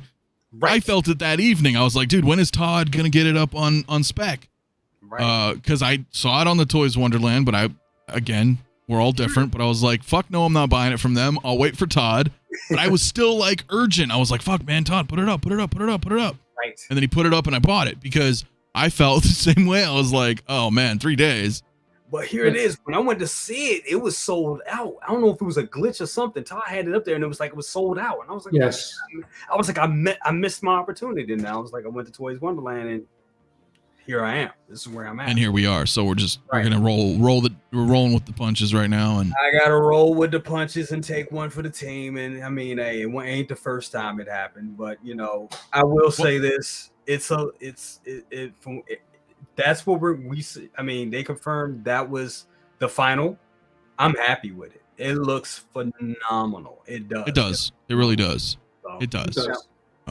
And you know what? To be fair, if they ship it, I know I'm gonna give sorry, but I'm saying if they ship it, they better. You'll get it before me probably, right? Yeah. Right. Just because I'm getting it through SpecFiction here, so I don't know, right? But 𝗕𝗘𝗠𝗘 makes up a good point. I brought this up as well. I know 𝗕𝗘𝗎𝗓 has as well. Imagine coughing up all this money for InArts. The market's flooded with Jokers on discount, and I'm saying it's gonna happen. Yeah. Everybody I've spoken to in Asia, all the InArts products are still in stock. I won't be surprised. It's gonna happen. I don't know how many people. Because listen, you know, I got mine paid off. No. I don't know how many people in the community paid it off. I doubt very many. I think a lot of people put down like the $100 or whatever. Yep. They're gonna get hit with a $1,000 invoice plus shipping. Yep, that's me. I got it from Spec. Yeah. Coming soon. Yeah. $1,000 ticket price that you're gonna get hit for. So I don't know how many people are gonna commit. What's the turnover rate? Surely it's not 100%. No. So what does that mean? Well, that means there's going to be more stock. Flooded. And then it's going to flood. And then you're going to see it on discount. Look when this is dropping before for some before, and I think we could say that. John said it's about the first batch is coming out the end of this month. End of this month or next month. So within the next holidays. So you're going to buy. So people are going to commit to a figure. And then for the people, think about it. For the people that are going to commit to the figure, are they going to commit to this figure before the holidays? And then are they going to commit to the figure after the holidays when you're trying to recoup all the money you spent? It's a bad time. So yeah, stock is going to be around. It's going to be around. If you missed out or you feel that you missed out or didn't get one, you're going to get one. It's going to be readily available. It is. Well, Christian is in Korea, and he says the Jokers are finally starting to close their pre-orders, which means that it's going to be shipping soon. Not necessarily saying that it's going to be limited by any stretch, right? Yeah. As we know, most retailers, resellers, even, you know, to that extent, will cut off, and then they're just making sure that the people that pay for them get theirs first. Right. That's and all. Then they will have extra stock. So yeah. And it's a little unfortunate because, again, whether it's miscommunication, whatever the case is, I'm not making up excuses for them because I feel like it still was, whether their intentions were that or not, it was very misleading to the public. And a lot of us bought it as such, you know, just like he once says, that's a long 3-day window, man, because, you know, that was from March to now. So we'll see. But again, you know, I'm a channel, you're a channel. We jumped in, man. We're all in. I will provide you with my honest opinion should you guys choose to tune in and watch that review. And you know, it'll be my honest opinion, man. I paid full price for this bitch. Is it worth the money? Well, we'll stay tuned. Anyway, guys, I think we're probably going to wrap for this evening, my friends. But Oilers just popped in, says just stopping by to comment, tell everyone to punch the like button in the ball joint. I do appreciate that, my friend. Other than that, ladies and gentlemen, I think we're going to wrap. Again, go hit Brother Cousins, go hit Metamorphic Customs, Desi, both their YouTube channels, if you haven't already, in the description. Here as well, subscribe if you haven't. We're on the road to 4K. Next week, Zombie Hunter Spider-Man giveaway for channel members next Saturday night. We're going to have a pretty fun stream. We got some surprises in store. Nice. We're not going to talk about it right now. Just next Saturday is going to be a fun one. As always, guys, peace out. Be safe out there. Shop smart. Shop S smart. Peace out.